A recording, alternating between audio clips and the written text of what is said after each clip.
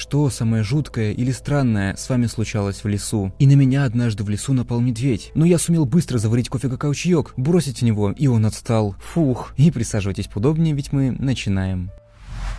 Когда я был мелким и состоял в бойскаутах, мы были в походе, в кемпинге, и вдоль тропы была нарисованная вручную вывеска. Она гласила: «Путь к радужной коалиции указан стрелкой». Вскоре после того, как наш разведчик решил, что мы нашли хорошее место для разбивки лагеря, мы разбили лагерь, поужинали, разожгли костер и отправились спать. Около 22:00 мы начали слышать удары барабанов, тарелок, звуки флейт и разные другие шумы из леса. Затем между линией деревьев мы могли увидеть обнаженных мужчин и женщин, которые были раскрашены в разные цвета. У некоторых в руках были свечи, а у кого-то фонари. Наш отряд скаутов наткнулся на группу нудистов, которые проводят ежегодные выходные под грибами в лесу, абсолютно голые. Хотел бы я найти их сейчас, когда я стал взрослым, это было бы весело. Это радужная семья, они все еще существуют. Их мероприятие называется «Радужные собрания». Однажды моя семья заблудилась в лесу, когда мы искали рождественскую елку, и в итоге мы сбились с дороги и потеряли парковку, где стояла наша машина. Из леса вышел голый чувак и спрашивает, знаем ли мы, куда идем. Он отвез нас обратно к машине, и мы выбрались живыми.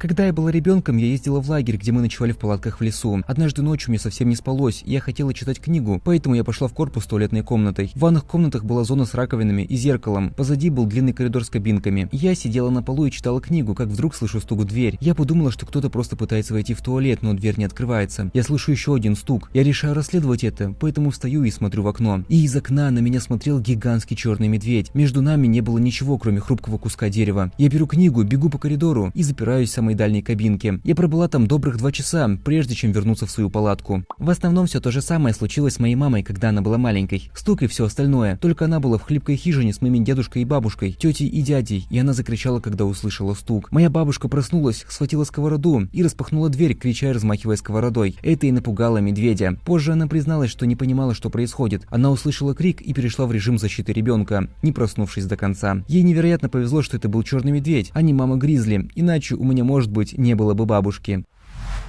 В лесу меня укусила бешеная кошка. Я никому об этом не сказала, и утром мама все узнала. Она начала плакать и говорить, что я могу заболеть сепсисом и умереть. Провела в приемной 6 часов. Уколы в вены, иглы, вопросы. Вернулись домой и поймали ту кошку. Провели тест. Оказалось, у нее бешенство. Спустя 7 процедур прививок от бешенства я чудом осталась жива. Вы ведь подумали, что ваша мама просто слишком остро отреагировала, пока не попали в скорую помощь. Это было бы ужасным способом умереть. Боже, да, я была такая. Мама, успокойся, все в порядке. Это просто кошачий укус, ничего страшного. А потом мы приехали в скорую, и врачи сказали: ага, еще пару часов, и ты могла бы умереть. В лесу я находил гребаные машины. Это случалось со мной раза 3. Судя по состояниям этих машин, они находились в лесу десятки лет, но все они были очень далеко от каких-либо дорог. Иногда, когда я находил такие машины, я был такой: как, черт возьми, она вообще сюда попала? Когда в полной глуши находил целые машины. За десятки лет старые дороги могут легко зарасти лесом. В лесу дерево может даже прорасти сквозь машину всего за пару десятилетий. В США в конце 40-х и на протяжении 50-х годов было перенасыщение металлоломом из-за военных действий. Когда война закончилась, стало намного больше лома стали и первичной железной руды. Лома было так много, что никто не мог столько переработать, поэтому цены на лом резко упали. Стало невыгодно возить лом на свалку, и также запчасти не подходили к новым автомобилям. Поэтому сельские жители нередко просто оставляли машины где-нибудь подальше от дома. В государственных парках Огайо и Индианы есть множество примеров, где можно найти старинные автомобили середины 20 века, которые просто стоят посреди реки или где-нибудь в глуши. Я ехал домой после очень поздней ночи на работе. Я жил в глухой местности. Примерно за милю до того, как я добрался туда, женщина, залитая кровью, с криком выскочила из леса на середину дороги. Я запаниковал и объехал ее, затем нажал на тормоза, чтобы помочь. Оказалось, ее парень гнался за ней в лесу. Я посадил ее в машину и позвонил в полицию. Они встретили нас в больнице, потому что я сказал им, что ни за что не буду ждать на обочине дороги, когда за нами гонится ее парень. Я был в кемпинге с друзьями, мы выехали на природу, чтобы посмотреть на небо в телескопе. Оказалось, что открытое пространство в лесу – идеальное место для этого, поскольку световое загрязнение было невелико, что в Бельгии встречается редко. Мы услышали ужасающий, леденящий кровь, действительно громкий крик, от которого мы все просто застыли. Судя по всему, он доносился из деревни неподалеку. Мы услышали его 2-й раз, 3-й, 4-й. Мы сели в машину и быстро поехали в деревню, потому что хотели знать, что это за хрень. Это дерьмо звучало словно из ада, чувак. Мы были очень напуганы тем, насколько это было ужасно. Оказалось, это рожала корова.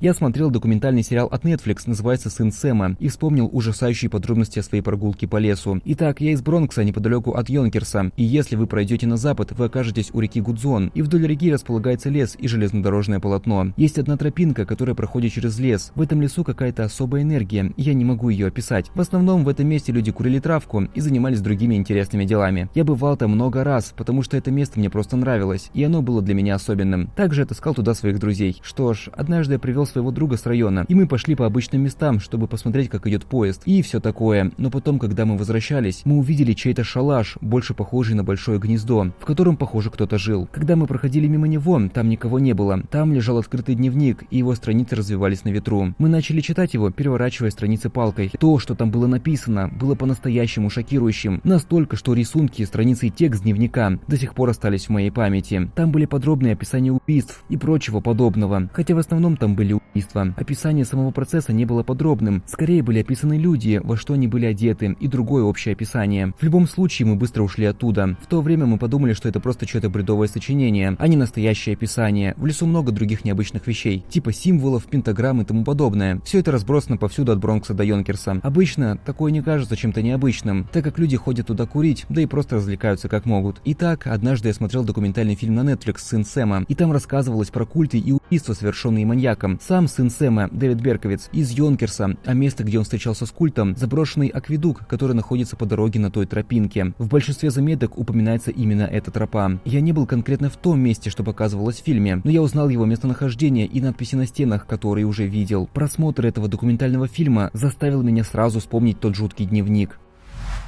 Когда я был ребенком, я был в доме друга. Его задний двор соединен с лесом, поэтому мы решились пройтись по нему. Мы зашли довольно глубоко в лес, и внезапно мимо нас пролетели два оленя, которые выглядели так, будто спасались от чего-то бегством. После того, как они пробежали, мы услышали вдалеке что-то приближающееся в нашем направлении. Мы посмотрели друг на друга и просто рванули, не зная, что же было в лесу. И я очень рад, что мы не узнали, что это было. Либо охотники, либо дикие животные, охотящиеся на оленей. В любом случае, вы сделали все правильно. Я слышал кучу рассказов про охотников, которые случайно стреляли друг друга. Вот почему, если вы собираетесь гулять во время сезона охоты, даже если вы не на охоте, наденьте что-нибудь ярко-оранжевого цвета. Жилет, шляпа, что-нибудь. Это был поход и рыбалка на ручье в отдаленной местности. Мне было 16, и я рыбачил с двумя моими дядюшками. Когда я поднимался по груди камней, я наткнулся на что-то, что заставило меня окаменеть и позвать своих дядюшек. Это была маленькая детская одежда, разложенная на валуне. Это было платье с рюшами, штанишки, носки и ботиночки, разложенные на камне, как будто ребенок, носивший их, просто куда-то растворился. Носки все еще внутри обуви, штанишки частично заправлены внутрь подола платья. Одежда выглядела, как для малыша лет 3-4. Мы стояли там, разглядывая одежду, задавая друг другу вопросы, на которые у нас не было ответа. Зачем кому-то так раскладывать одежду? Кто мог привести ребенка в таком наряде так далеко в глушь? Одежда выглядела очень выцветшей, что означает, что она пробыла там какое-то время, по крайней мере, недели. И если так тщательно разложили одежду, почему ее забыли? Это было очень странно и жутко. Мы отметили место и после 4-мильной прогулки вернулись к дороге. Мы сообщили рейнджерам о том, что нашли. Раньше я довольно часто бегал в национальном лесу Сэма Хьюстона. Была одна трасса, которая мне очень понравилась, и я всегда ее использовал. Я бегал на ней так часто, что мог закрыть глаза и сказать вам все повороты и тропинки. Что ж, будучи молодым и тупым, я решил взять с собой любовь всей моей жизни, теперь жену, в поход около 17:00. Мы взяли рюкзак с закусками и водой. У нас обоих были телефоны, но из-за того, что это было уже вечером, мы истратили все наши батареи. Было начало октября, поэтому солнце садилось раньше, чем я привык. Для тех, кто не знает, в лесу темнеет гораздо раньше, чем вы обычно ожидаете. Как бы то ни было, мы находимся примерно в 3 милях от машины, и солнечный свет в лесу тускнеет так быстро, что мы решаем вернуться. Когда мы возвращаемся, примерно в миле свет полностью погас. Теперь мы идем в кромешной тьме, впереди будто пустота, черная как смоль, и мы решаем вытащить наши телефоны. Они сдохли. Итак, используя мои знания об этой тропе и пытаясь представить воображаемый контур следа, по которому мы идем, мы медленно идем назад. И чел, мы шли очень медленно. Когда мы дошли до участка тропы, где вид немного открывался, так как было меньше деревьев, мы слышим движение в высокой траве. Сначала это было похоже на то, будто просто пробежала белка или что-то мелкое, но затем звук стал громче и резче, как будто кто-то намеренно топтал по земле. Затем звук послышался в 4 метрах от нас во всех направлениях, и он приближался все ближе и ближе, как если бы к нам подходило сразу несколько объектов. Я сказал жене сесть за дерево и пошел за ней. Странно то, что не было ни звука того, что приближалось к нам, никакого кряхтения или дыхания, никаких других звуков животных, и мы говорили довольно громко, так что простые животные точно бы держались от нас на расстоянии. Когда мы сидели за этим деревом, мы услышали, как что-то к нам приближается, все ближе и ближе. Сначала это было медленное движение по траве, но затем оно ускорилось, и это было похоже на небольшие шаги. Мое сердце колотилось, и мои чувства обострились. Я чувствовал прилив адреналина, и сидя за деревом, думал, что нас вот-вот растерзает или унесет какой-нибудь зверь. Я вышел из-за дерева и просто закричал так громко, как мог. Это был глубокий крик, который раздался из моей диафрагмы, и звуки прекратились. Мы слышали, как это что-то сделало пару шагов назад. Оно просто отступило и наблюдало за нами. Я это чувствовал. Моя кожа покрылась мурашками от ощущения, что некая энергия находится прямо передо мной, но я не мог видеть ничего перед собой, ни на один шаг вперед. Я потянулся к жене, схватил ее, и мы медленно пошли прочь от того места. Всю обратную дорогу мне казалось, что что-то наблюдает за нами и просто держится достаточно далеко, чтобы я это чувствовал нутром. Когда мы наконец дошли до начала тропы, чувство исчезло, и то, что находилось в том лесу, решило ослабить оказываемое давление. Я возвращался и бегал по этой тропе много раз после этого случая, но все еще иногда испытываю странные чувства, когда подхожу к тому конкретному месту. До сих пор не знаю, что было в том лесу. И, ребят, спасибо за просмотр. Если же у вас были жуткие истории в лесу, то делитесь ими в комментариях. Лично я однажды в зимнем лесу провалился под лед, и мне пришлось километров 5 идти до машины, весь в мокрой одежде и на лютом морозе. Было не сладко. И можете чекнуть видосик либо справа, либо слева. И поддерживайте выход других видосиков лайком и комментарием. Для меня это очень важно. Всем еще раз большое спасибо, всех целую и пока-пока.